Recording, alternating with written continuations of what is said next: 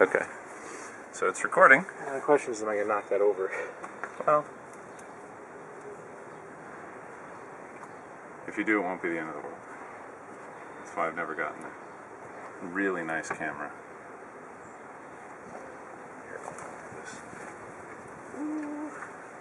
Well, Feel free to push up close to the camera This is the new one. If you want to demonstrate. If you want to get a nice HD close-up of it, just move it a little closer. So when you want to move camera. these, you got to move them along their axis here. Yep, makes sense because you don't want to brush. And I saw how relatively fragile the comb is, actually. Well, you can see. You see the wave on it. Yeah. See right here. Yeah. Yeah, a little wavy, not perfect. What do I see here?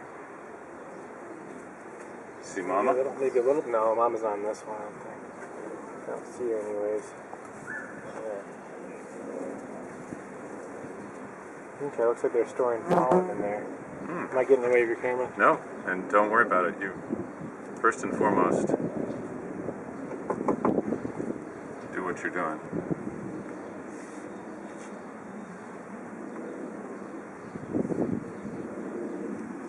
Sure. Show it to the camera. I gotta be used to this.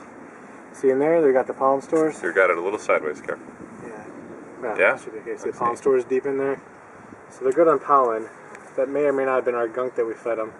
And you see the glistening in there? Mm-hmm. That's right here. I don't know if that's nectar or just a sugar water, but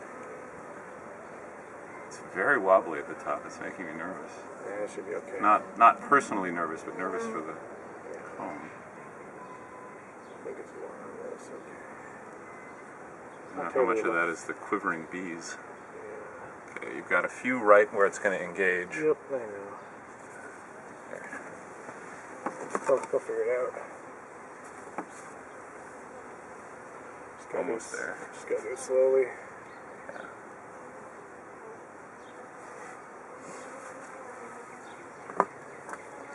Make sure we're still recording here. Yeah.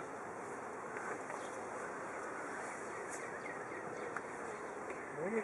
Again, hold it up to the camera. Up close. Okay, now some of those cells are definitely closed over. Look, yeah, and those are.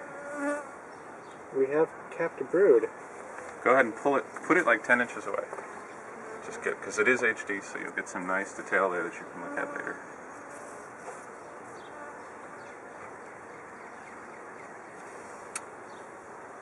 Yeah, so Mama's been active here. So you've got someone on your left bicep. I'm okay with that. Don't worry about it. I'm very interested. I don't know. If I get stung, I get stung. You see her? No, she's not in this one. She's not the big guy? Oh, no. No. Good, we got capped brood though. So they're storing nectar stores, or in this case probably sugar water, up on the top. Then there's some pollen, and then the brood. We have capped brood. That's good. That's very good, which means we're a couple days away from having new bees. That's what that means. Okay, you're a little fiery here.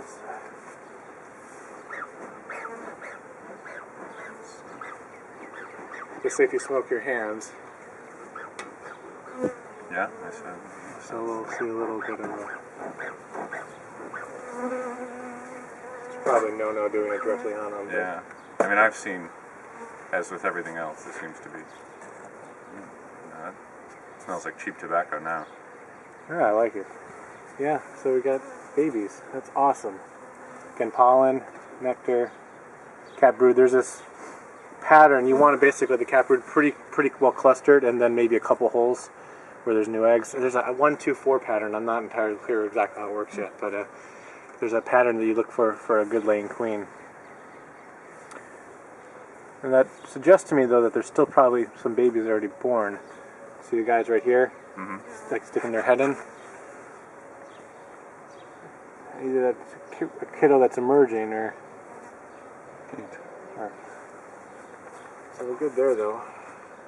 Well, it's going to be a little on the chilly side for a while, fortunately. Should probably be a little bit more. Careful. Easy. Easy. Actually, would you do me a favor? Yeah. just move the whole stack right here over Which one? a little bit. No, everything from where I'm to my right To your over. right. Okay. Yeah, I should have given myself more space. You So just basically slide the whole thing over just very gently, and it should be easy peasy. Yeah. And that'll give them room to get out of the way. Give me room to work. So when we do this, we kind of just usually find the one that doesn't has the least number of bees on it at the end, and close the bee end right there. And then we just kind of slowly do it, and they'll get out of the way once they feel a little bit of pressure. Mm-hmm. Makes sense. And maybe even shift. And there's a little give in the comb. You could see it, so it's not gonna. I still feel Unlike the wood. Oh, I squished one bee there. I'm getting used to it.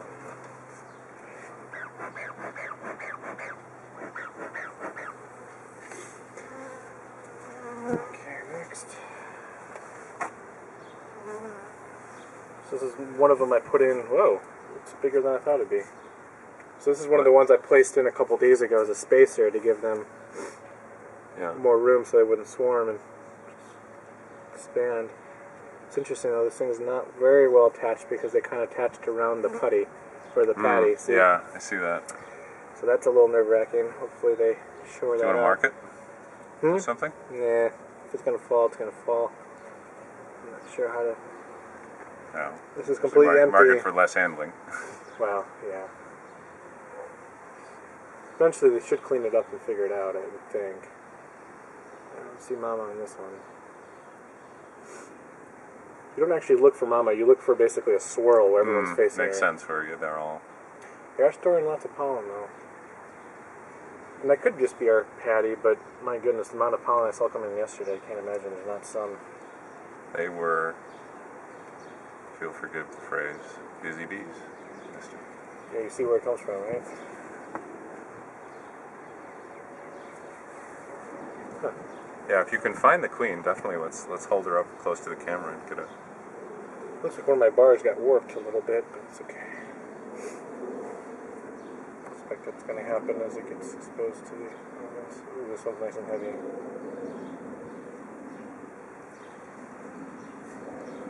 More capped brood. It's good. It's very, very good. Lots of pollen, some... I don't know, they have nectar, I have no idea. If that's ours or theirs.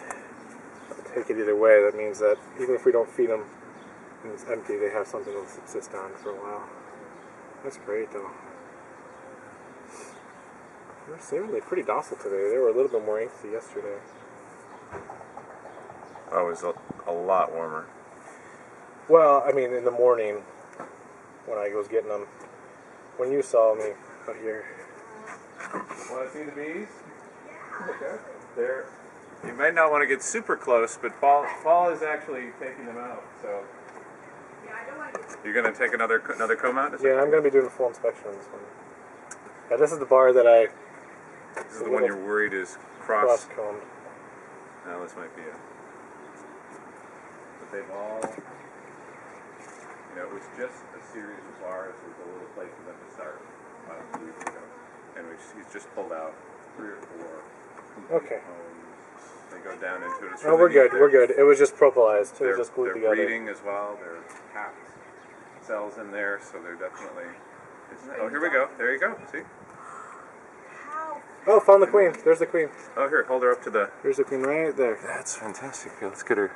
Come right up to the lens. Right there. You can get within a few inches. It's kind of hard not. It's kind of hard to miss her. Yeah. In this case, they're both all circling around her, all facing her, belly. And she's huge. Thanks for being cool with it. I'm really excited. They were so busy. They were just. It must have been. I could even where we are, I can see that everything's moving. And then you figure within a mile or two, so they are busy bees. See there, it's got the smoker.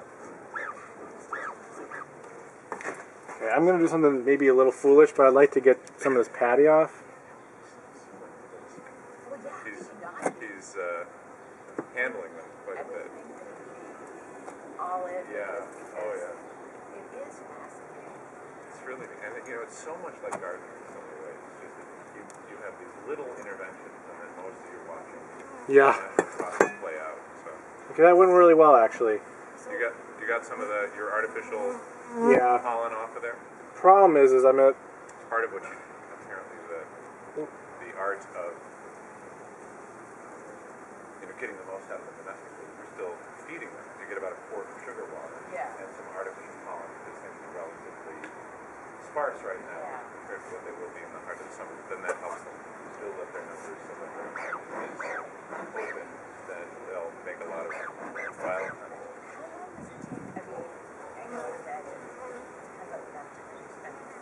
Studying, but I mean to actually get rid of this. Well, Paul, when did you start reading up on this? A couple months ago. Yeah. I mean, but making no claim to be expert. No, but I mean, I just would be happy if I kept my bees alive, and if they actually thrived, I would be. Well, I think most beekeepers have the same thought. Yeah. Well, that's so amazing. Oh my goodness.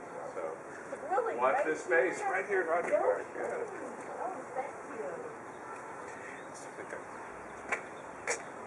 you. Yeah, more cap brood here. Let's make sure it's still nice.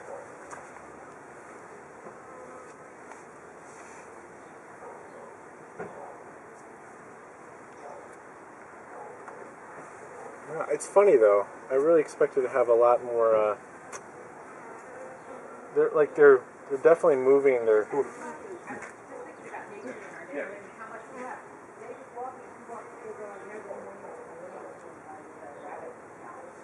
I know your dogs are not small, but if you don't make a small dogs, tell them don't leave them out. It's a little guy. They're building the comb out here. I haven't seen that about. Well, I think it's just because Right. dog out. Yeah, well, no, but I mean, it's, to me, I mean, I've seen deer and raccoons and Yeah. I keep awesome, wanting to do but the coyotes, he said it's so for the railroad track. Yeah, I've got a good camera trap set up on the Metro embankment. Lori just said she saw a coyote. Really? Yeah. Where? On the her husband saw it heading towards the Metro embankment. Look at that. So That's so adorable. Yeah, what I'm going to do is I'm going to put them between two already well-created combs. Okay. Yeah. So this one should maintain the straightness of the other ones that are rounded. So there's no at the bars that are in there now that nothing is completely unoccupied. That was the only one that's. Yeah, and I think I'm going to give it a little bit more space on this end. I'm going to be removing some of these bars and moving the feeder over a bit. This is no big deal because there's just the. So how many bars are 1, 2, 3, 4, 5, 6, 7, 8, 9. When we get to about 12 or 13, I'll start putting honey bars in. And how are those different? A little bit wider. Honeycomb Okay. is maybe a 1/4 inch Okay, wider. so it encourages them to. Well, if you give them the skinny bars, so if you give them the big bars, the honey bars on the brood, they're going to want to keep the same bee space that's adequate or ideal for the brood. Mm-hmm. So they actually cross comb more often Interesting. because they're going to want to keep it narrower, which will force them across multiple bars. Honeycomb's the other way around. If you give them brood comb, they want to go bigger stores. If you give them little bars, they tend to cross comb by going bigger. So. And it's all about gauging when they're at the point where you think they're ready to. Yeah, I mean, some people just use one standard type of bar, as far as I understand. I'm still researching this. Shift this over with one bar. Well, here, this bit, I will stop the movie and I'll start taking a few